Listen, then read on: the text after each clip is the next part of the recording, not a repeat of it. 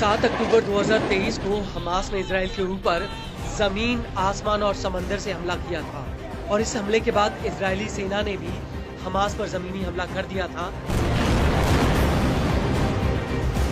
लेकिन इसके करीब 10 दिन बाद यानी 19 अक्टूबर 2023 को यमन का हूती हमास को बचाने के लिए इजराइल के खिलाफ जंग के मैदान में उतर आया था।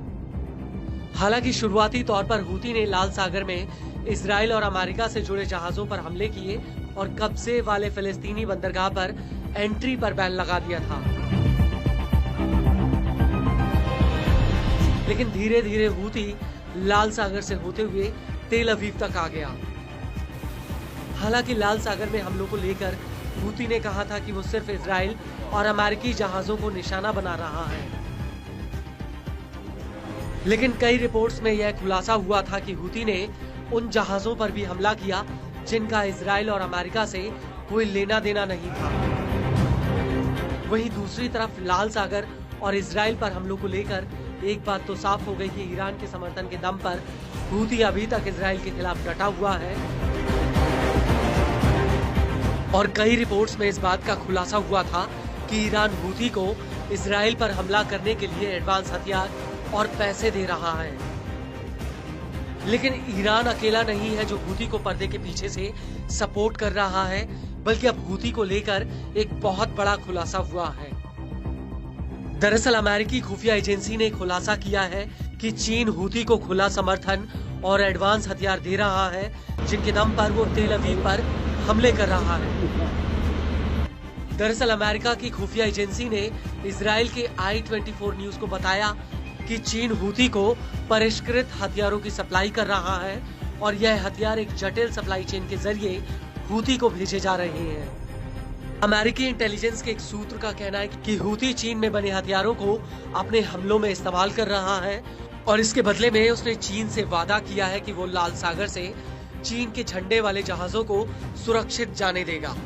अमेरिकी इंटेलिजेंस का कहना है कि लाल सागर में हमलों की शुरुआत के बाद हूती ने चीन के साथ हथियार सप्लाई को लेकर एक जटिल रास्ता बनाया था और इस नेटवर्क के जरिए चीन हूती को बैलिस्टिक और क्रूज मिसाइलों के लिए एडवांस उपकरण और गाइडेड सिस्टम सप्लाई कर रहा है।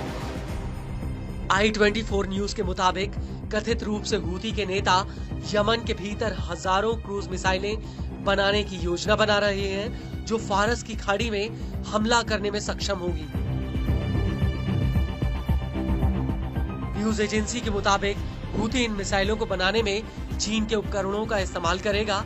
i24 न्यूज का यह भी कहना है कि सितंबर 2024 में अमेरिका ने चीन को उन कंपनियों की जानकारी दी थी जो हूती को हथियार और उपकरणों की सप्लाई में लगी हैं। इसको लेकर अमेरिकी इंटेलिजेंस के एक अधिकारी का कहना है कि पिछली गर्मियों में हूती के अधिकारी कई बार चीन गए थे, जहां पर उन्होंने चीन के उच्चाधिकारियों से मुलाकात की थी।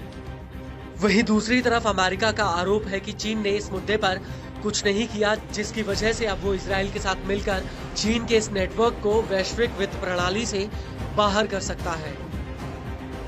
इस सब के बीच आपको ये भी बता दें कि पूरी दुनिया के लिए लाल सागर का रास्ता बेहद ही अहम है। लाल सागर से दुनिया का करीब 15% व्यापार होता है। चूंकि यह रास्ता भूमध्य सागर को हिंद महासागर से जोड़ता है और इस रास्ते से जहाज स्वेज नहर होते हुए और बाबल मंदेब स्ट्रेट से होकर गुजरते हैं और इस रास्ते से यूरोप और एशिया की दूरी काफी कम हो जाती है। लाल सागर के इस रूट की वजह से जहाजों को अफ्रीका का चक्कर नहीं लगाना पड़ता है, जो अपने आप में बेहद ही लंबा और खर्चीला है।